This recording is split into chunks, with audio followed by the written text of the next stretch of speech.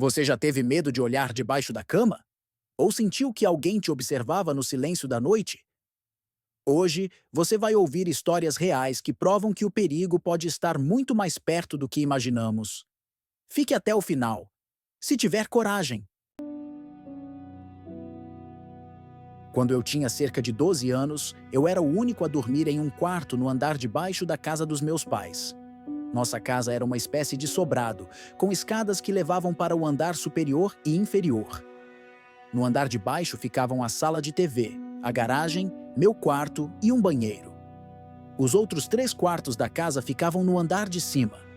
Sendo o filho mais velho e o único menino, eu fiquei com o quarto maior no andar de baixo, que era considerado o mais legal da casa. Quando completei 10 anos, meus pais deram minha cama de solteiro para minha irmã mais nova e eu ganhei uma cama de casal, já que o quarto era grande o suficiente para acomodar uma cama maior. Aos 12 anos, minhas irmãs tinham 5 e 8 anos, então nessa idade eu já podia ficar sozinho em casa, mas minha irmã de 5 anos não podia ficar sob minha supervisão. Minha irmã de 8 anos só ficava comigo se meus pais não demorassem muito para voltar. Se eles planejavam sair por períodos mais longos, levavam as duas. Por uns 3 dias consecutivos, eu comecei a acordar no meio da noite sem motivo aparente e tinha dificuldade para voltar a dormir. Isso me incomodava porque, aos 12 anos, eu sabia que não deveria estar tendo problemas de sono. Naqueles dias quentes de verão, eu dormia com um ventilador ligado ao lado da cama, o que proporcionava um som constante que ajudava-te a relaxar.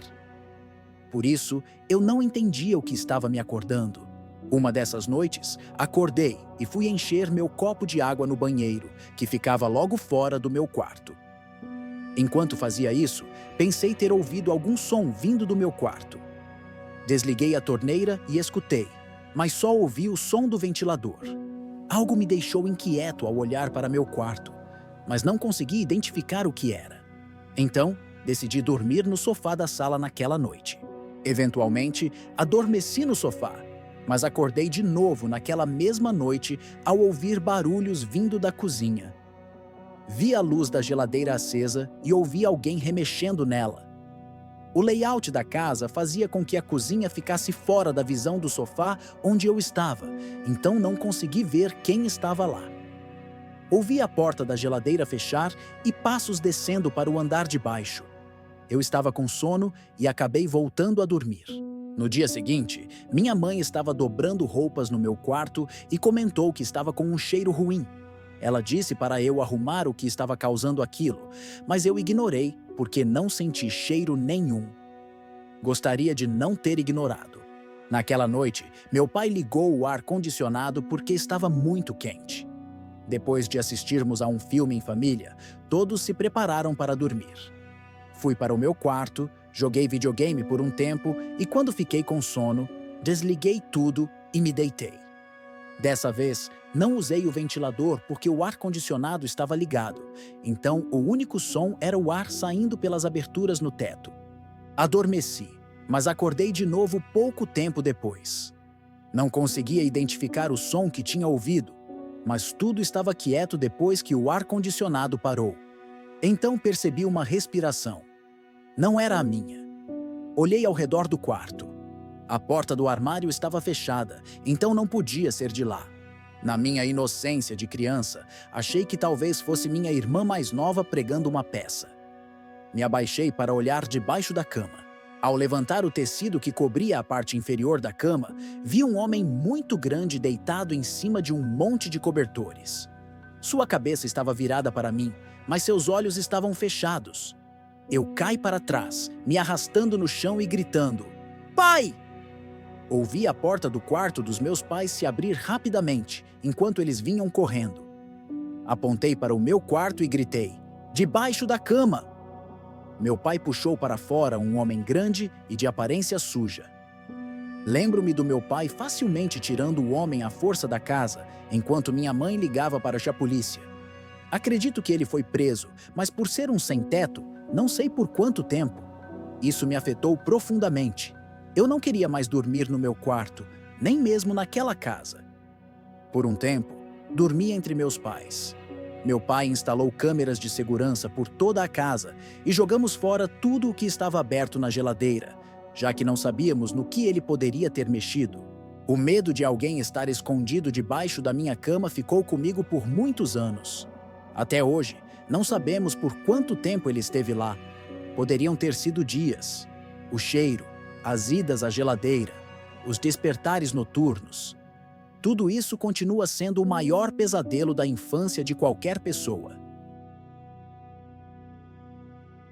Essa história é do meu bisavô, que atualmente tem incríveis 101 anos.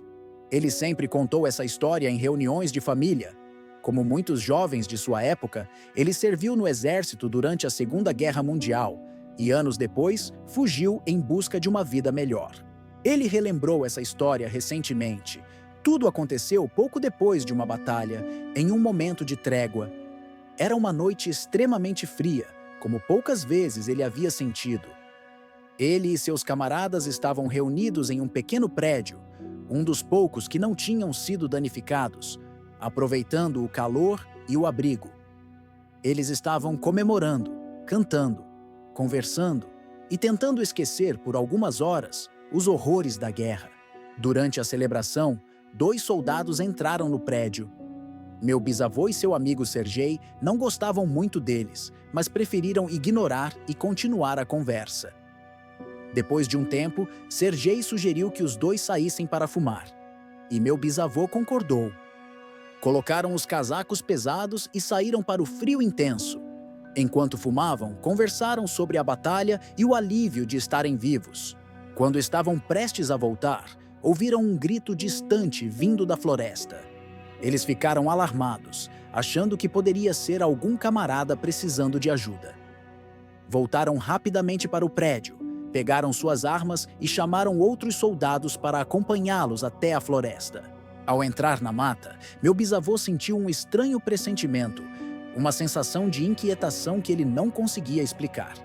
Com o tempo, os sons do grito cessaram.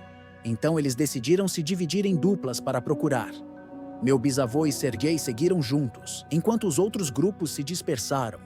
Não demorou muito para que começassem a ouvir um som fraco, como um choro.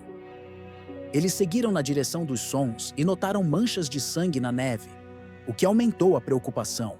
Quando chegaram ao local, encontraram uma cena extremamente estranha. Havia 2 soldados.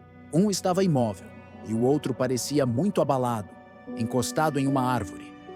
O uniforme dos 2 estava rasgado e o local parecia ter sido palco de algo incomum. O soldado que estava consciente murmurava algo de forma incoerente, como se estivesse em choque.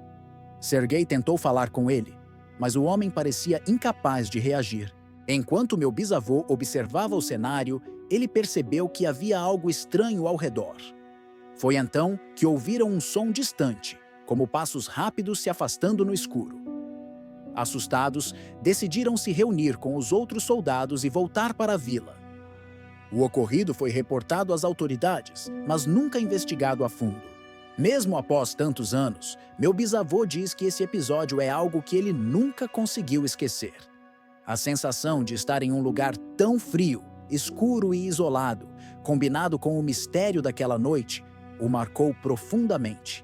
Ele sempre termina a história dizendo que na guerra, o desconhecido às vezes pode ser mais assustador do que o inimigo conhecido. Isso aconteceu quando minha noiva, Morgana, e eu nos mudamos para nossa casa em uma pequena e tranquila cidade. Ainda moramos nessa casa, um lugar modesto e aconchegante, perfeito para nós e para alguns filhos, caso decidamos tê-los no futuro. Logo que chegamos, conhecemos um casal de vizinhos muito simpático, já em idade avançada, por volta dos 60 anos. Os outros vizinhos ficavam um pouco mais distantes, então demoramos um tempo para conhecê-los. Estávamos ainda na fase de desempacotar as caixas e mobiliar o lugar. Por volta da segunda semana, vivíamos exaustos todas as noites, dividindo o tempo entre o trabalho e a arrumação da casa. Uma noite, Morgana estava cozinhando macarrão na cozinha, enquanto eu, sentado à mesa, conversava com ela e procurava tapetes pela internet no meu laptop. A casa estava um pouco abafada, então decidi abrir a porta dos fundos para deixar o ar circular.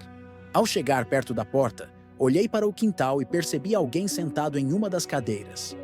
A pessoa estava curvada, com a cabeça baixa. Eu congelei de medo. Sussurrei para Morgana, pedindo que não fizesse barulho, e disse que havia alguém lá fora. Ela veio ver e ficou chocada. Segurou meu braço e sugeriu que eu fosse falar com ele, mas hesitou logo em seguida. A verdade é que eu também estava com medo. O homem estava de costas para nós, mas parecia maior do que eu. Morgana sugeriu que eu batesse no vidro e pedisse para ele sair, mas eu estava receoso. Decidi criar coragem. Bati no vidro e disse: "Ei, você precisa sair da nossa propriedade." O homem se virou e olhou para mim. Ele parecia ter cerca de 50 anos. Tinha uma barba longa e grisalha e tatuagens nos braços. Ele se levantou devagar e começou a caminhar em direção à porta de vidro. Certifiquei-me de que a porta estava trancada. Ele chegou bem perto do vidro e olhou para Morgana de uma forma perturbadora. Quando começou a dizer coisas horríveis, decidi encerrar aquilo. Fechei a cortina, liguei para o 190 e expliquei a situação ao operador, pedindo que mandassem a polícia rapidamente. Enquanto isso, podíamos ouvir o homem gritando do lado de fora, mas em algum momento ele parou e foi embora. Quando a polícia chegou, vasculharam o quintal, registraram o ocorrido e nos orientaram a ligar novamente caso ele voltasse. Pensamos que o susto havia terminado, mas mais tarde naquela noite, ouvimos barulhos no quintal. Espiei pela janela e lá estava ele de novo, com um cigarro na mão, falando sozinho enquanto olhava para a casa. Quando percebeu que eu o estava observando, correu até a janela e começou a bater no vidro, dizendo coisas horríveis. Pedi a Morgana que subisse, pois não queria que ela ouvisse aquilo. A certa altura, ele parou de bater e sumiu. Pouco tempo depois, escutei barulhos vindos da porta dos fundos. Ele estava tentando girar a maçaneta e forçar a entrada. Peguei o telefone na cozinha e liguei para o 911 novamente, implorando para que enviassem ajuda imediatamente. Dessa vez, a polícia chegou mais rápido, mas infelizmente, o homem já tinha desaparecido. No dia seguinte, fomos bater nas portas dos vizinhos para nos apresentarmos e perguntar se alguém o conhecia. Um casal, algumas casas adiante, disse que sabia quem ele era. Era conhecido por ter problemas com álcool e drogas, além de um histórico de violência doméstica. Descobrimos que ele morava em uma casa velha e mal cuidada, não muito longe da nossa. Relatamos tudo à polícia, mas como não tínhamos provas em vídeo, não foi possível registrar uma acusação formal. Felizmente, não ouvimos desde então, e espero que continue assim. Essas histórias mostram que, às vezes, o terror está na realidade e não na imaginação. Se você gostou, deixe seu like, se inscreva no canal e confira o vídeo que está aparecendo na tela agora. Até a próxima!